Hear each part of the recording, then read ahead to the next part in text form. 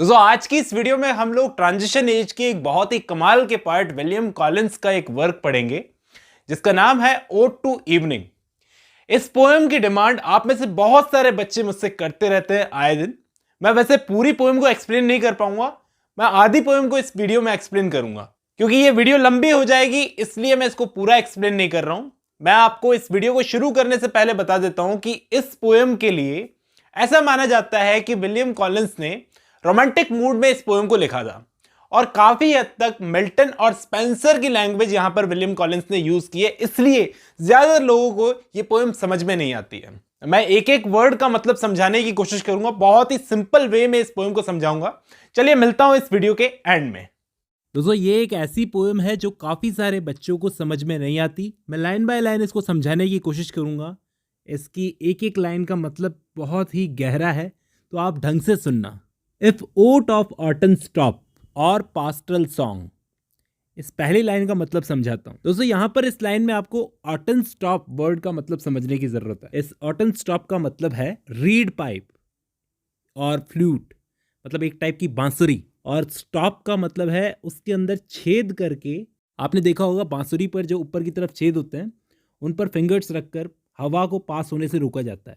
तो यहाँ पर ऑटन स्टॉप का मतलब है एक बांसुरी जिसे बजाकर पास्टरल सॉन्ग। पास्टरल सॉन्ग का मतलब होता है दोस्तों एक टाइप का ऐसा गाना जो एंशिएंट ग्रीक टाइम पर शेपर्ड्स गाया करते थे, वो गाने की बात की जा रही है। पोएट कह रहे हैं कि मैं एक टाइप की बांसुरी बजाकर पास्टरल सॉन्ग गाऊं।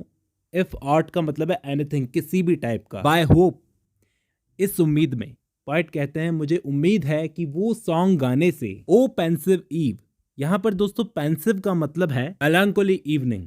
इस वर्ड का सीधा सा मतलब आपको बताता हूँ। जैसे जैसे शाम ढलती जाती है वैसे वैसे शांति होती जाती है, शाम पेंसिव होती जाती है। यहाँ पर पोएट आगे क्या बोलते हैं, टू सूद दाइन ईयर। ये सूद का मतलब होता है, आपने सूदिंग वर्ड सुना होगा, मतलब रिलीफ देने के लिए, तुम्हारे कानों को आराम पहुंचाने के लिए।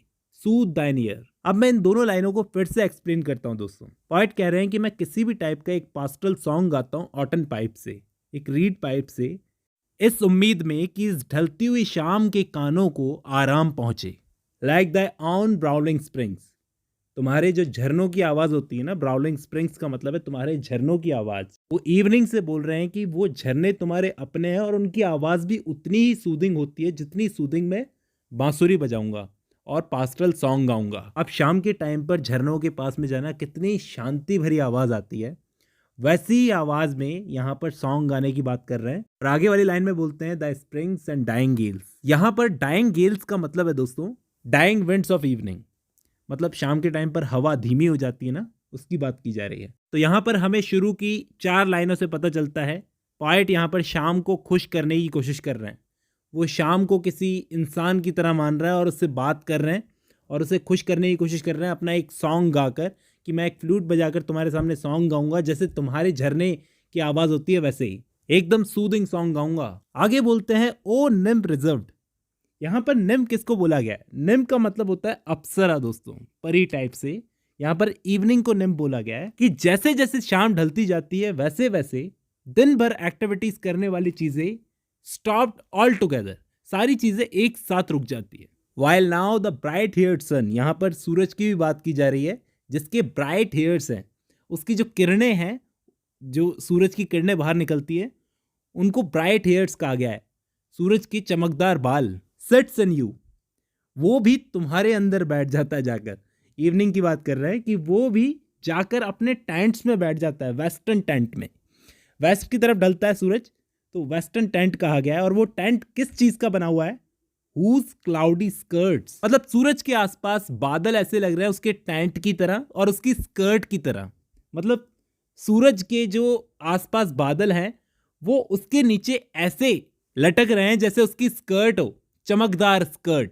आपने देखा होगा कुछ सूरज के नीचे कुछ बादल ऐसे होते हैं जो नीचे की तरफ से रोशनी उनमें से बाहर निकलती है, कुछ इस टाइप की। तो ऐसे लगता है जैसे ये सूरज की स्कर्ट हो, घाघरा उसका। और सूरज को देखकर लगता है जैसे वो वेस्ट में अपने टेंट में जाकर बैठ गया, उसका भी काम पूरा हो गया, अब वो आराम कर रहा है जाकर। ठीक है, यहाँ पर एलेगरी की तरह यूज किया है, सूरज अपने टेंट में जाकर बैठ गया। विद ब्रीड अथीरियल वो ओवरहैंग हिज वीवी बेड, यहाँ पर इन दो लाइंस का मतलब ये है दोस्तों, यहाँ पर एथीरियल का मतलब होता है एक्सट्रीमली लाइट, बहुत ही हल्का। क्लाउड्स बहुत ही हल्के होते हैं और सूरज के आसपास वो ऐसे हैं जैसे उसकी स्कर्ट की तरह और उसके वेवी बेड की तरह। मतलब एक ऐसा हल्का फुल्का बेड, बिस्तर जो हवा में हो, हवा में लटक रहा हो और विंड्स उसे चला रही हो। सूरज का एक बेड बन जाते हैं ये क्लाउड्स, उसकी स्कर्ट भी बन जाते हैं और उसका बेड भी बन जाते हैं। अब आगे क्या बोलते हैं, नाउ एयर इज हश्ड। अब तो हवा भी रुक चुकी है, एकदम शांति छा चुकी है, सब कुछ शांत हो चुका है, एकदम शांति छा चुकी है। सेव, यहां पर सेव का मतलब है दोस्तों सिर्फ द वीक आइड बैट, सिवाय एक वीक आइड बैट को छोड़कर। यहां पर वीक आइड इसलिए बोला गया है दोस्तों क्योंकि हम सबको मालूम है बैट यानी चमगादड़ की आंखें बड़ी कमजोर होती है, मतलब उसकी आंखें होती नहीं। वो किस तरीके से पता लगाता है, सिग्नल्स से पता लगाता है। आगे वाली लाइन का एक एक वर्ड समझना जरूरी है दोस्तों, तो ध्यान से सुनना। With short shrill shriek flits by on leathern wing. यहां पर उस बैट की बात की जा रही है। वो जो बैट है, वो जो चमगादड़ है, वो एक चुभती सी चीख निकालता हुआ एक जगह से दूसरी जगह उड़ता हुआ जाता है। ये जो वर्ड है लेदर्न विंग, इसका मतलब है उसके पंख पतले पतले हैं। आपने देखा होगा चमगादड़ के पंख इतने पतले होते हैं कि आर पार तक नजर आता है। जब शाम एकदम शांत है, सब कुछ शांत है, तो यहां पर ये चमगादड़ इधर से उधर उड़ता है एक हल्की सी चुभती सी आवाज निकालकर अपने पतले पतले पंखों से। Or where the beetle winds his small and sullen horn. यहां पर दोस्तों चमगादड़ के अलावा एक और इंसेक्ट है जिसको बीटल बोला जाता है, वो भी अपना स्मॉल और सलन हॉर्न बजाता है रात के टाइम पर। आपने देखा होगा बीटल क्या होते हैं, पता है आपको?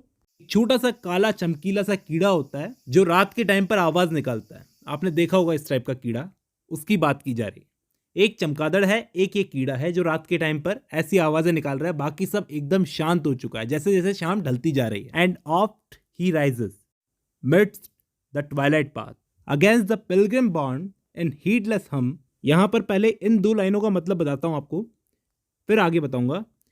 यहां पर एक पिलग्रिम की बात की जा रही है, एक ट्रैवलर जब रात के टाइम पर इस जंगल से पास होगा, ऐसी तीखी आवाज जो रात के टाइम पर, ट्वाइलाइट के टाइम पर रास्ते में ऐसी तीखी आवाज जब उसे आएगी तो वो उस आवाज की तरफ बिल्कुल भी ध्यान नहीं देगा, या फिर कह सकते हैं कि उसे ये आवाजें बिल्कुल डिस्टर्ब नहीं करेगी।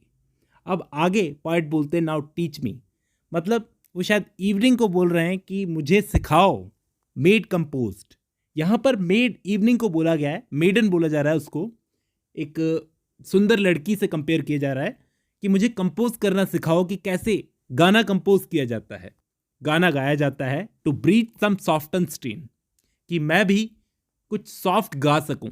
ब्रीथ का मतलब है गा सकूं, यहाँ पर स्ट्रेन का मतलब है सॉन्ग, कि ऐसे ब्यूटीफुल एनवायरनमेंट में मुझे भी गाने का दिल कर रहा है तो मुझे सिखाओ कि मैं गाना कैसे गा सकता हूं। तो उम्मीद करता हूं यहां तक आपको पोएम समझ में आई है। अब जब आपने ये वीडियो खत्म कर ली है तो मैं उम्मीद करता हूं आपको यहां तक ये पोएम समझ में आई है।